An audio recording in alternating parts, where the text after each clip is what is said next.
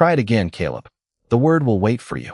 Jonathan Reed stopped halfway down the marble hallway with one hand still wrapped around his car keys.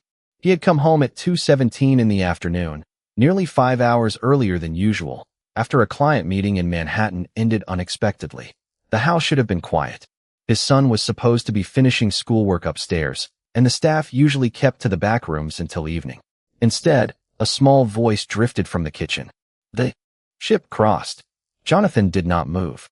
Caleb had not read aloud in front of him for almost 8 months. Not since the tutoring sessions became arguments. Not since every paragraph ended with the boy staring at the page as though the words had personally betrayed him. Jonathan took one slow step toward the kitchen doorway. Caleb tried again. The ship crossed. He stopped. Jonathan could hear the refrigerator humming, the faint ticking of the wall clock, and then Danielle Brooks's voice, calm and low. Do not guess. Look at the first sound. Jonathan's jaw tightened. Danielle was the maid. She had been working in the Reed house for 3 weeks. Gray uniform, hair tied back, quiet footsteps, efficient hands. Jonathan knew almost nothing else about her. He had hired tutors, specialists, educational consultants, and one private reading coach who charged $600 an hour. None of them had gotten Caleb to read more than 2 sentences without shutting down. Jonathan stepped closer to the doorway and looked inside.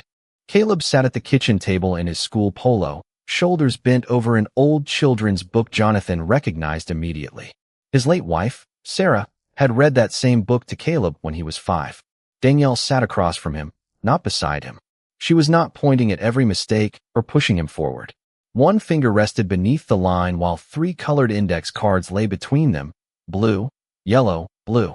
Caleb sounded out the next word. Slowly, incorrectly. He frowned. Jonathan expected Danielle to correct him. She did not. Take your time, she said. Caleb looked at the word again. His lips moved silently. Then his face changed. Harbor. Danielle smiled. There it is. Caleb continued. The ship crossed the harbor before sunset. The sentence came out uneven, but complete. Jonathan felt something tighten behind his ribs. His son looked up, not embarrassed, not angry, but proud. I did the whole line. You did, Danielle said. Caleb grinned. Jonathan had not seen that expression around a book in years. Then he noticed something else. Danielle was holding a cleaning cloth in one hand. A spray bottle sat on the counter behind her. This had not been scheduled. It had not been approved. She had simply stopped cleaning long enough to sit with his son. Jonathan stepped into the kitchen. The floorboard beneath his shoe made a soft sound. Danielle looked up first. Her smile disappeared. Caleb turned, and the color drained from his face. Dad. Jonathan looked at the book, the colored cards, then at Danielle. What exactly are you teaching my son? 3 weeks earlier, Danielle Brooks had entered the Reed estate through the service entrance at 6:30 in the morning carrying a canvas lunch bag, a folded gray uniform, and the quiet determination of someone who had learned not to expect a welcome. The house stood on several acres outside Greenwich, Connecticut, all pale stone, tall windows, polished floors, and rooms large enough to make footsteps sound important. Danielle changed in the laundry room, tied her hair back, and began with the kitchen counters before moving to the breakfast room. Lemon cleaner mixed with the smell of fresh coffee. By 7:15, Jonathan Reed came downstairs in a dark suit, phone already pressed to his ear, speaking about freight contracts and quarterly projections while scrolling through messages with his other hand. Danielle stepped aside to let him pass. He gave her a brief nod without breaking the call. Morning, he said, though his eyes never reached her face. Good morning, Mr. Reed. He was already gone. That became the pattern. Jonathan left before 8 most mornings and returned after 7 at night. When he noticed Danielle, it was usually because a shirt had not been pressed the way he preferred, a package needed signing, or one of Caleb's school papers had been left on the wrong counter. Danielle never argued. She listened, corrected what needed correcting, and continued working. Margaret Ellis, the older house manager, was the only person who seemed interested in anything beyond her schedule. You are too quiet, Margaret told her one morning while checking the pantry inventory. Danielle smiled. Quiet gets more done.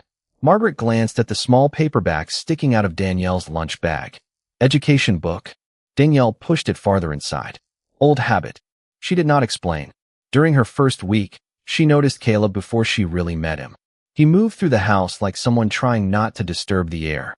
9 years old, thin shoulders, dark hair that never stayed combed, usually carrying a tablet or staring at the floor while an adult asked him questions. Twice a week, expensive tutors arrived with leather folders and practiced voices. Danielle could hear pieces of the sessions while polishing furniture in the hallway. "Focus, Caleb," sounded out. "You know this word. Try harder." The same phrases repeated until the boy's answers grew smaller. One afternoon, a tutor left the study and told Jonathan near the staircase, "He is capable, but he refuses to apply himself." Danielle was wiping fingerprints from the banister 20 feet away. She saw Caleb standing behind the half-closed study door. He heard every word. Jonathan sighed. "Then push him." The tutor nodded. Caleb disappeared upstairs. Danielle kept wiping the same section of wood long after it was clean.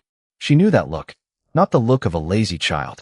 The look of a child who had begun to believe every struggle was evidence against him.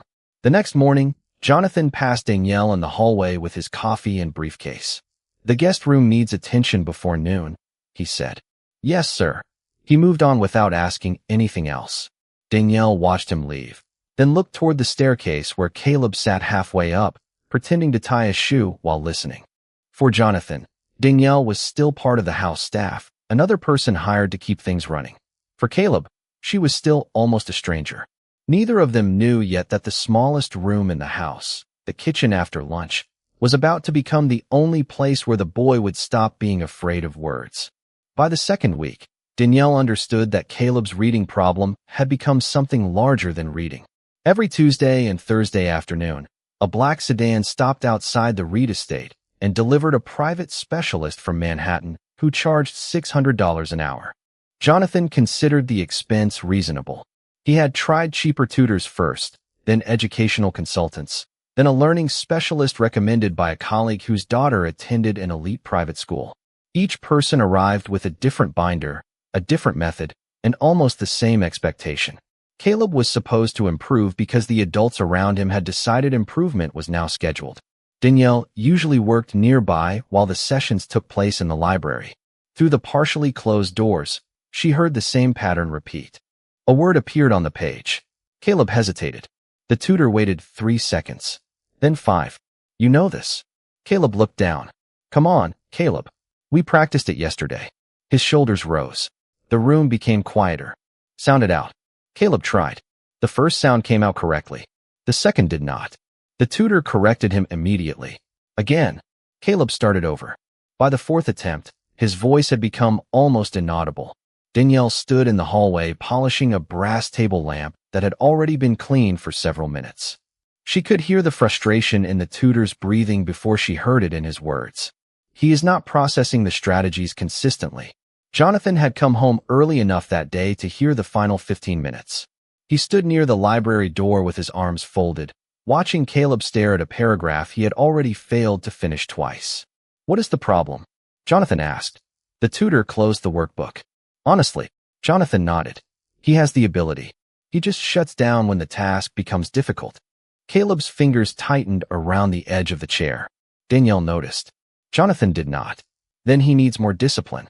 The tutor gave a small shrug. "Possibly. He may also be avoiding effort because he has learned that someone will eventually help him." Caleb looked at the floor. Jonathan checked his watch. "So stop helping him." The words were not cruel, but they landed heavily. "Make him finish." Danielle lowered her eyes to the cleaning cloth in her hand. The session resumed. Caleb reached the same sentence. He stumbled over a word, stopped, and whispered, "I cannot." Jonathan answered from the doorway. "You can. You are choosing not to." Caleb did not respond. That evening, Danielle found the workbook abandoned beneath a side table in the library. One page was wrinkled where someone had pressed too hard with a pencil. Beside a difficult word, Caleb had written the same letter 3 times, erased it, then drawn a dark line through the entire attempt. Danielle closed the book gently. Margaret Ellis entered carrying folded towels. "Another bad session?" Danielle looked toward the staircase. "He is not afraid of the words." Margaret raised an eyebrow. "Then what is he afraid of?" Danielle ran one finger over the dent the pencil had left in the paper. "Being wrong where everyone can see it." The next afternoon, Caleb passed the library without looking inside. He carried no workbook, no tablet, no homework folder. 10 minutes later, Danielle found him underneath the dining room table with a comic book hidden against his chest. When he saw her, he snapped it shut. "I cannot read it," he said before she asked anything. Danielle lowered herself to the floor several feet away. "I did not ask if you could." Danielle stayed on the dining room floor instead of reaching for the comic book. Caleb watched her carefully from beneath the table, still holding it against his chest like something he expected to lose. "Which picture do you like best?" she asked. He frowned. "What? The comic? Which picture is your favorite?" Caleb looked down at the cover, then slowly opened it again. "This one." He turned to a page showing a small fishing boat caught beneath a dark storm cloud. Danielle leaned just enough to see without moving closer. "Why that one?" Caleb studied the drawing. "Because the boy thinks the boat is going to sink, but it does not." "How do you know?" "The next picture." He flipped the page. "The sun comes out." Danielle nodded. "So you already know what is happening." Caleb looked confused. "But I cannot read all the words." "That is different." He stared at her. Danielle pointed toward the speech bubble above the boy in the boat. "Do you want to know what he says?" Caleb hesitated, then nodded. Danielle did not read it for him. Instead, she looked at the first word. "What sound does that start with?" Caleb's shoulders tightened immediately. Danielle saw it happen and changed direction. "Never mind." His eyes lifted. Most adults did not say never mind. They said try again. She tapped the picture instead. "What do you think he would say if you were writing the story?" Caleb looked at the storm cloud. "Maybe. I am not scared." "Good." Danielle smiled. "Now look at the bubble." Caleb traced the first word with one finger. "I." "You got that one." He looked at the next word. His lips moved, then stopped. Danielle waited. No countdown. No correction. The silence lasted long enough that Caleb finally looked at her.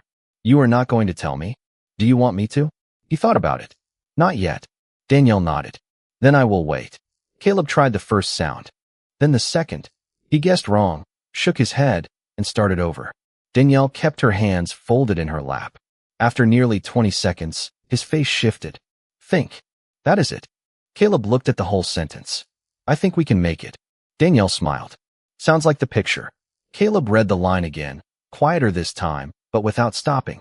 Then he turned the page. 10 minutes passed. They did not finish the comic. They did not need to. Caleb read 4 short speech bubbles and missed several words, but each time Danielle let him return to them without making the mistake feel important. When Margaret Ellis entered the dining room carrying fresh linens, she stopped at the doorway. Caleb was still beneath the table. Danielle sat several feet away with her gray uniform skirt folded carefully beneath her knees. The comic book lay open between them. Margaret raised an eyebrow. Danielle gave her a small look that said not now. Margaret continued walking. Caleb reached another difficult word. "I hate this one," he whispered. Danielle looked at it. "Then we can make it smaller." She took a sticky note from the sideboard and covered half the word. "Read only this part." Caleb did. She uncovered the rest. He sounded out the second part. Then his eyes widened. "Together?" Danielle nodded. "Together." He read the whole word correctly and smiled before he could stop himself. Danielle did not clap. She did not call him brilliant. She simply said, "There it is."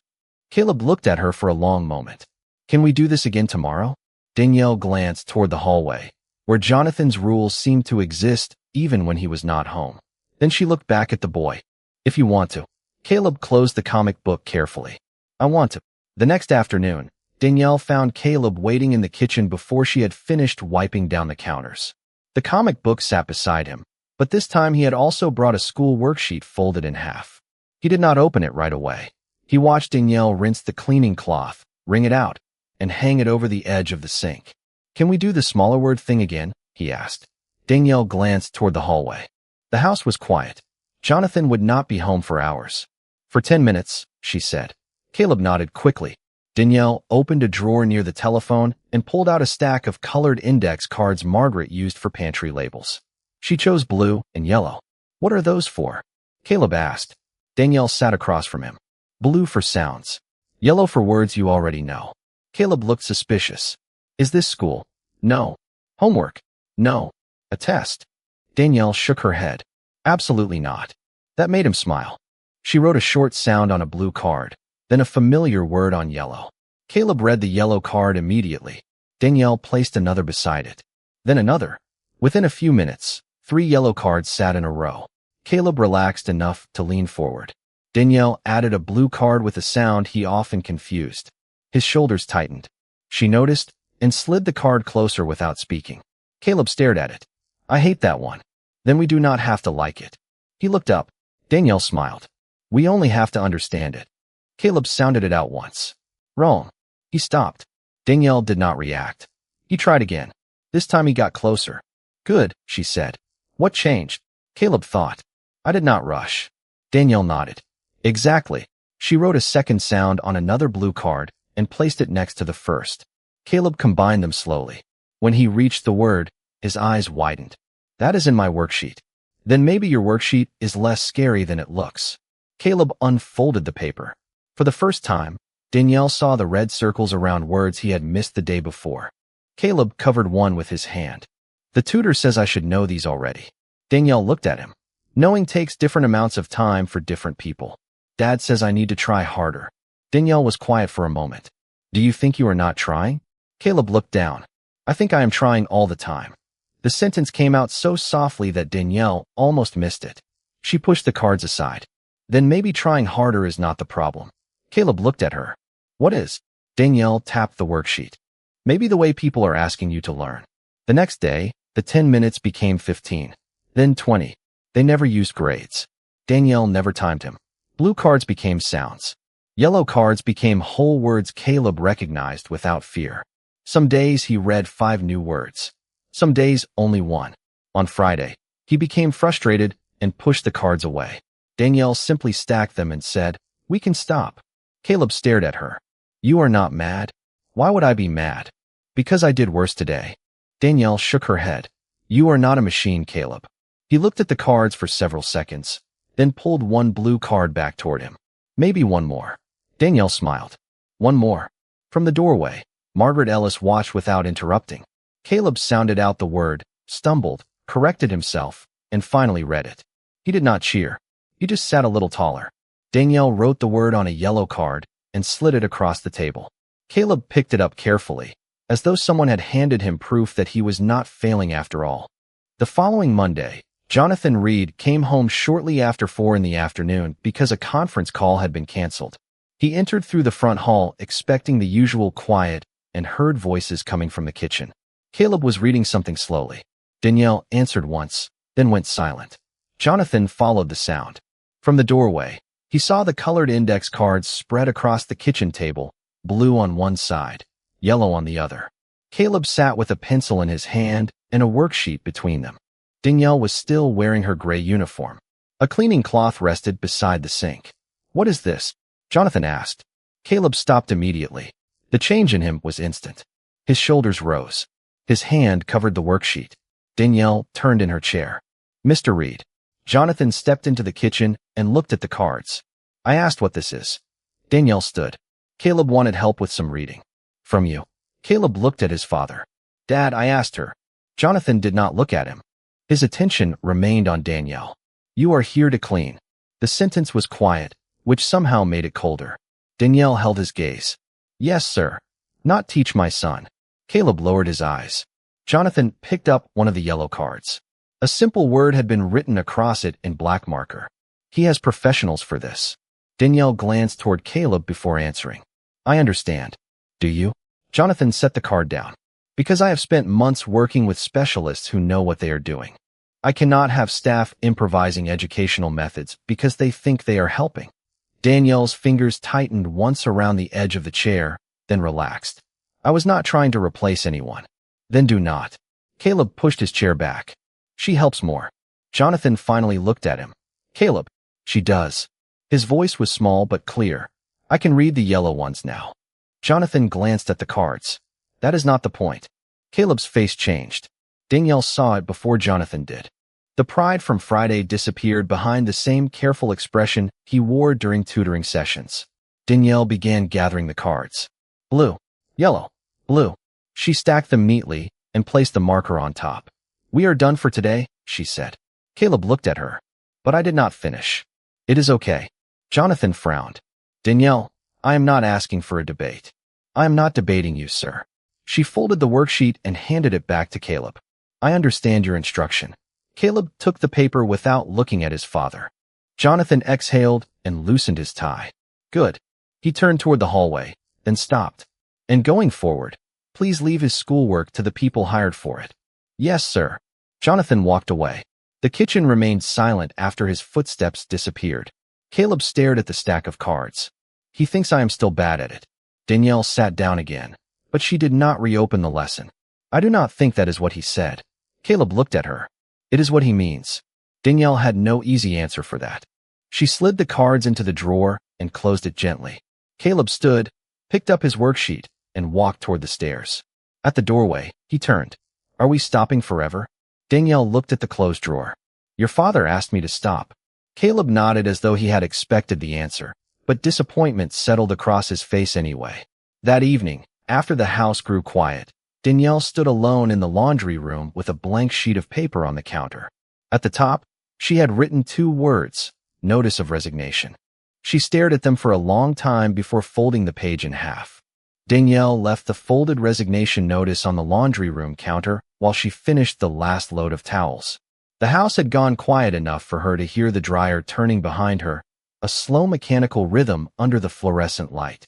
She told herself she would hand the paper to Margaret in the morning. It would be easier that way. No argument. No explanation.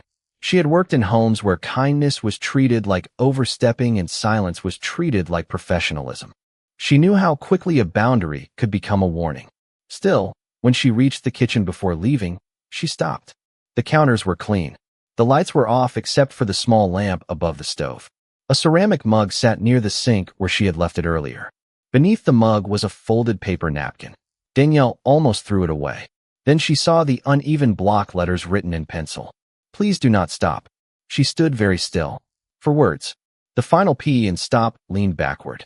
One of the letters had been erased and rewritten. Danielle picked up the napkin carefully. On the other side, Caleb had added another line in smaller writing. I like reading with you. The refrigerator hummed behind her. Somewhere upstairs, a floorboard creaked. Danielle lowered herself into a chair and read the words again.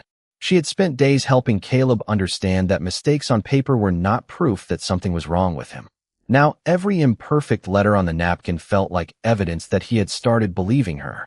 Margaret Ellis entered through the service hallway carrying a basket of folded linens.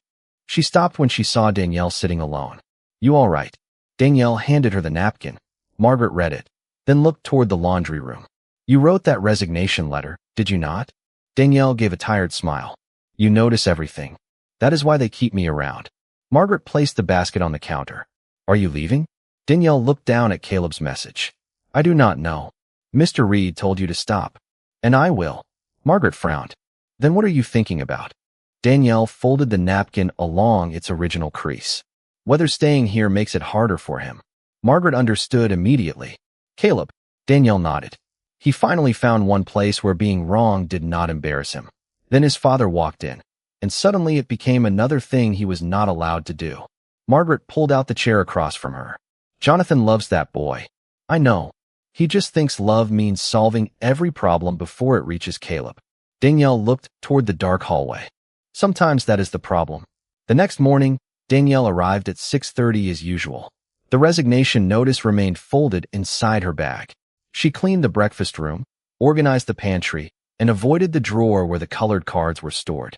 At 7:10, Caleb appeared in the kitchen wearing his school uniform and carrying his backpack. He looked at Danielle, then at the drawer. Did you see my note? I did. Are you leaving? Danielle paused. Not today. Relief crossed his face so quickly that it hurt to watch. Can we do the cards? Danielle shook her head gently. Not unless your father says yes. Caleb stared at the floor. He will say no.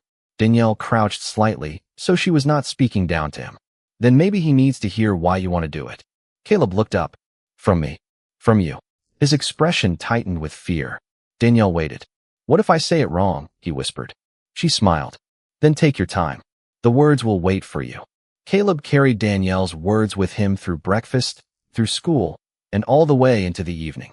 By the time Jonathan came home shortly after 7, the boy had rehearsed the sentence so many times that it no longer sounded like his own. Danielle was finishing the dining room when she heard the front door open. Jonathan's footsteps crossed the marble hall. Caleb appeared at the bottom of the staircase before his father had even removed his coat. "Dad." Jonathan looked tired. His tie was loosened, and his phone was still in one hand. "What is it?" Caleb glanced toward the dining room. Danielle immediately looked back down at the silver tray she was polishing. This needed to be Caleb's conversation. "Can I ask you something?" Jonathan checked the screen of his phone, then slipped it into his pocket. "Go ahead." Caleb opened his mouth, but nothing came out. His fingers curled around the hem of his sweater. Jonathan waited 2 seconds. "Caleb." The boy looked toward the floor. For a moment, Danielle could almost hear every tutoring session pressing against him. "Answer now. Hurry. Do not make people wait." She stayed silent. Caleb took one breath, then another. "I want Danielle to help me read." Jonathan's expression changed. "We already discussed this." "You discussed it with her." Jonathan stared at his son. Caleb swallowed. "Not with me." The hallway went very still. Margaret Ellis stopped near the kitchen entrance, but did not move closer. Jonathan placed his briefcase on the console table. "You have a tutor." "I know." "A specialist." "I know." "Then why do you need Danielle?" Caleb's eyes shifted toward the dining room again. Danielle did not rescue him. She only gave the smallest nod. "Take your time." Caleb looked back at his father. "Because I am not scared when I get words wrong with her." Jonathan's face softened for half a second, then tightened again. "Your tutors are there to help you improve. They make me feel like I am behind. That does not mean they are doing something wrong." Caleb's voice dropped. "Maybe not." He rubbed his thumb against his palm. "But I read more with her." Jonathan exhaled slowly. "How much time are we talking about?" Caleb seemed surprised by the question. Danielle was 2. 20 minutes, he said. Jonathan glanced toward Danielle. "Every day. If my homework is done." Jonathan walked into the dining room. Danielle set the cloth down. "Mr. Reed, did you tell him to ask me?" "I told him I would not continue unless you agreed." Jonathan studied her for a moment. "And what exactly are you doing during these sessions?" Danielle answered plainly, breaking words into smaller sounds. "Using cards. Letting him stop when he needs to. Nothing that interferes with his school assignments." "You are not replacing the tutor." "No, sir." "You are not changing his curriculum." "No, sir." Jonathan looked back at Caleb. The boy stood several feet away, waiting as though the next sentence might decide something much larger than 20 minutes. Jonathan rubbed a hand across his jaw. "Fine." Caleb blinked. "Fine. 20 minutes after homework. No more." Relief moved across Caleb's face so quickly that even Jonathan noticed. "Thank you." Jonathan pointed gently toward him. "And if this becomes a distraction, we stop." Caleb nodded. "Okay." Jonathan turned to Danielle. "Keep me informed." "I will." He picked up his briefcase and headed toward his study. Caleb waited until his father's door closed, then hurried to the kitchen. He opened the drawer and pulled out the colored cards. "Blue, yellow, blue." Danielle followed more slowly. 20 minutes, she reminded him. Caleb smiled. "I know." He sat at the table and arranged the cards himself. For the first time, the permission had not come from an adult deciding what was best for him. It had come because he had found the courage to ask for what helped. The 20-minute sessions became the quietest part of Caleb's day. Danielle kept the colored cards in the same kitchen drawer, and every afternoon after homework he took them out himself, arranging the blue sounds on one side of the table and the yellow words on the other. Some days he moved quickly. Other days he got stuck on words he had read the week before. Danielle never treated either kind of day as special. "Same brain," she would say. "Different day." Caleb began bringing school pages he used to hide. Then one rainy afternoon, he arrived carrying something else. It was a thin children's book with a faded blue cover and a small tear near the spine. Danielle recognized it immediately. It was the same book Jonathan had seen from the hallway weeks later, the one about a ship crossing a harbor before sunset. Caleb placed it on the table without opening it. "My mom used to read this to me." Danielle's hand stopped over the cards. She had heard Margaret mention Sarah read only once, quietly, while explaining why certain photographs in the upstairs hall were never moved. "Do you want to read it today?" Danielle asked. Caleb looked at the cover. "I want to try." She pushed the cards aside. "Then we try." Caleb opened to the first page. The paper smelled faintly old, like a book that had been handled many times and then left untouched. A handwritten note appeared inside the cover in blue ink. "For Caleb, so you always find your way home. Love, Mom." Caleb touched the words but did not read them aloud. Danielle waited. He turned the page. The first sentence was short. He made it through without help. The second had a word he did not know. His shoulders rose. Danielle placed one finger beneath the line, not touching the word. What do you see first? Caleb sounded out the opening letters. He stopped halfway. I cannot get it. You cannot get it yet. He looked at her. Danielle smiled. There is a difference. Caleb tried again. Wrong. Then again. Closer. He looked toward the kitchen clock as if 20 minutes had suddenly become a deadline. Danielle reached over and turned the clock face slightly away from him. The book is not going anywhere. Caleb breathed out. He returned to the word and split it into smaller sounds the way they had practiced. This time it came together. Harbor. Danielle nodded. Keep going. Caleb read the rest of the sentence. Then another. His voice shook on a few words, but he did not close the book. Halfway down the page, he stumbled again and looked at Danielle, waiting for rescue. She did nothing. 1 second passed. Then 2. Caleb lowered his eyes to the line. He tried the word again and corrected himself. His face changed. Not excitement exactly. Relief. The kind that comes when a child discovers the mistake did not in the moment. I fixed it, he whispered. You did. Caleb turned the page. 20 minutes passed. Then 23. Danielle noticed, but said nothing until Caleb reached the end of the paragraph. We should stop. He looked disappointed. One more line. Danielle considered it, then nodded. One more. Caleb read it slowly, pressing one finger beneath each word. When he finished, he closed the book with both hands. I want Dad to hear me someday. Danielle looked at him carefully. Someday. Caleb stared at the blue cover. When I do not sound stupid. Danielle's expression softened. You do not sound stupid now. Caleb did not answer. He slid the book toward her and stood. After he left, Danielle remained at the table for a moment, looking at Sarah's handwriting inside the cover. She understood then that Caleb was not only learning to read. He was trying to find his way back to a voice he had lost. At 2:17 the following afternoon, Jonathan Reed walked through the front door almost 5 hours earlier than anyone expected. A client meeting in Manhattan had ended before lunch. Traffic had been unusually light, and for once his phone had stopped demanding his attention. He set his keys on the console table and loosened his tie.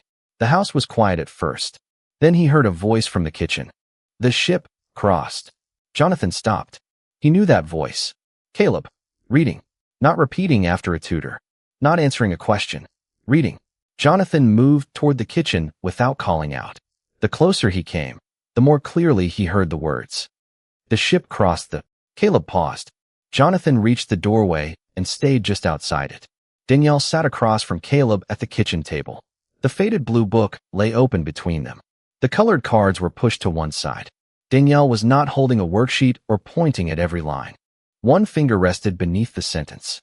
That was all. What sound do you hear first? She asked. Caleb stared at the word. His shoulders tightened. Jonathan recognized the moment immediately. In every tutoring session he had watched, this was where an adult stepped in. A correction, a hint, a reminder that Caleb had seen the word before. Danielle did none of those things. Take your time, she said. Caleb sounded out the first part. Wrong. He stopped. Jonathan felt the old impatience rise inside him. He knew the word. He almost spoke from the doorway. Danielle remained still.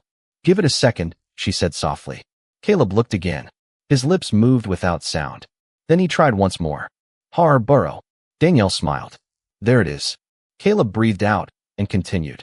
The ship crossed the harbor before sunset. Jonathan's hand tightened around the edge of the doorframe. He knew the book now. Sarah had read it to Caleb when he was little. Jonathan remembered hearing her voice from the nursery, remembered Caleb asking for the same story again and again, remembered believing those evenings would continue forever. He had not opened the book since her death. Caleb turned the page. Can I do one more? You have 4 minutes left. That is enough. Danielle nodded. Caleb began the next line. He stumbled over a longer word and frowned. Jonathan leaned forward slightly. Again, he nearly corrected him. Again, Danielle waited. Caleb tried the first sound, stopped, then used his finger to separate the word into smaller parts. One piece. Then another. His eyes widened. Remembered. Danielle nodded. You found it. Caleb smiled. Not the careful smile Jonathan saw after receiving a good grade. A real one. Proud. Safe. Jonathan felt something behind his eyes grow hot. He looked away for a moment, toward the polished countertop, the stainless steel sink, the ordinary room where his son had somehow learned to stop being afraid of being wrong. When he looked back, Danielle had noticed him. Her expression changed. Caleb followed her eyes and froze. "Dad." Jonathan stepped into the kitchen. The old instinct to take control rose automatically. Ask questions. Evaluate the method. Decide whether this was appropriate. Instead, he looked at the blue book, the colored cards, and his son's hand still resting on the page. "How long have you been reading?" he asked. Caleb swallowed. 20 minutes. Jonathan looked at Danielle. "And you did not correct him?" "Not unless he asks." Jonathan glanced back at Caleb. "Why?" Danielle answered quietly. "Because he usually knows more than he thinks. He just needs enough time to hear himself find it." Jonathan said nothing. Caleb looked down at the book. "I was going to read it to you when I got better." Jonathan pulled out the chair beside him and sat. "You do not have to get better first." Caleb looked up. Jonathan placed both hands on his knees, keeping them away from the page. "Can you read me the next line?" Caleb looked at his father for several seconds before turning back to the book. The next line was longer than the one before it. Jonathan could see the hesitation return almost immediately, the slight tightening around Caleb's mouth, the way his fingers stopped beneath the first difficult word. For years, Jonathan had mistaken that pause for resistance. Now, sitting beside him, he saw fear. Not fear of the word itself. Fear of failing while someone important was watching. Jonathan kept his hands still. Caleb tried the first sound. Then the second. He stopped. Danielle remained across the table, quiet. Jonathan felt the answer rise in his throat and forced himself not to say it. Caleb tried again. This time the word came together. Lantern. He looked toward Jonathan. Jonathan smiled. Keep going. Caleb finished the sentence, slowly but without giving up. When he reached the period, he looked almost surprised. Jonathan did not clap. He did not tell him how easy the word should have been. He simply said, I heard you. Caleb's shoulders lowered. Danielle gathered the colored cards and began stacking them. Jonathan watched her for a moment. How did you know to do this? He asked. Danielle looked up. Do what? Wait. She glanced toward Caleb. Because correcting him too fast teaches him that someone else will always know before he does. Jonathan absorbed that in silence. You have done this before. Danielle paused. Caleb looked between them. She is really good at it, he said. Danielle gave him a small smile. Jonathan leaned back in the chair. Danielle. There was no accusation in his voice this time. Where did you learn this? She placed the last blue card on top of the stack. I studied elementary education. Jonathan stared at her. You went to college for teaching? Yes, sir. Where? Central Connecticut State. Did you graduate? Danielle's expression changed slightly. No. Jonathan waited. I left during my final year. Why? She looked down at the cards. My mother got sick. She needed someone at home. Jonathan said nothing. Danielle continued. I worked nights, then full-time. By the time things settled, going back did not feel possible anymore. Caleb looked at her. You were going to be a teacher? That was the plan. Jonathan's eyes moved toward the cleaning cloth beside the sink. He remembered the first week Danielle had worked in the house. The gray uniform. The service entrance. The way he had walked past her without really seeing her. He had paid $600 an hour for specialists while dismissing the woman standing 15 feet away as someone who should stay within the boundaries of cleaning. Why did you never tell me? He asked. Danielle's eyes met his. You never asked. The sentence was not sharp. That made it harder to hear. Jonathan looked away. The refrigerator hummed softly behind them. A car passed on the road beyond the windows. Caleb traced the corner of the blue book with one finger. Jonathan looked at Danielle again. When I told you to stop teaching him, you could have told me. Danielle nodded. I could have. Why did you not? Because my degree should not have been the reason you respected me. Jonathan went still. Danielle's voice stayed calm. And whether I finished college or not, Caleb was telling you something important. He was saying what helped him feel safe enough to learn. Jonathan looked at his son. Caleb was watching the book, not the adults. I thought I was protecting him from bad advice, Jonathan said. Danielle folded her hands. Maybe. A pause. But you were also deciding what I could know because of the job I do. Jonathan looked at her gray uniform, then at his own reflection faintly visible in the dark kitchen window. For the first time, he understood that the mistake had never been only about reading. Jonathan remained at the kitchen table after Caleb carried the blue book upstairs. Danielle had started gathering the colored cards again, but this time Jonathan stopped her with a quiet, "Please." She looked at him. "Leave them." Danielle set the cards back down. Blue, yellow, blue. The same simple pieces he had dismissed days earlier now seemed to hold more meaning than the expensive reports stacked in his study. Jonathan rested his hands on the table. For several seconds, he said nothing. "I owe you an apology." Danielle did not answer immediately. The refrigerator hummed softly behind them. Evening light had begun fading beyond the kitchen windows, turning the glass into a dark reflection of the room. Jonathan looked at her gray uniform, then forced himself to meet her eyes. "When I saw you helping Caleb, I did not ask what you were doing. I decided what you were qualified to do before I knew anything about you." Danielle listened without moving. "I told myself it was about boundaries," he continued. "And some of it was. This is my home. He is my son. But that was not all of it." His voice became quieter. "I saw a black woman I had hired to clean my house, and I assumed the job told me the limit of what you could know." Danielle's expression remained calm, but her fingers tightened slightly around the edge of one yellow card. Jonathan swallowed. That was wrong. He looked toward the hallway where Caleb had disappeared. "And I did something similar to him. I spent money trying to fix what I thought was broken instead of asking why he was afraid." Danielle placed the card back on the table. "He was never broken. I know that now. Do you?" The question was gentle, but Jonathan felt its weight. He nodded slowly. "I think I am starting to." Danielle pulled out the chair across from him and sat. "Then do not turn this into another project." Jonathan frowned. "What do you mean?" "Do not replace 6 tutors with me and call the problem solved." Jonathan leaned back. Danielle continued. "Do not apologize by trusting me more." He looked at her. "Trust him more." The sentence settled between them. Jonathan's eyes moved toward the staircase. "He is 9. Yes. He does not always know what he needs. Neither do adults." Jonathan almost smiled, but Danielle's expression remained serious. "You can guide him. You can set limits. But when he tells you something makes him feel ashamed, listen before you correct him." Jonathan looked at the colored cards. "I thought pressure would make him stronger." Danielle shook her head. "Pressure only works when someone already feels safe." Jonathan let out a slow breath. "I do not think he feels safe failing around me." Danielle did not soften the truth. "Then that is the part you need to work on." A few minutes later, Caleb appeared at the kitchen doorway in pajamas, holding the blue book against his chest. "Dad." Jonathan turned. "Yeah."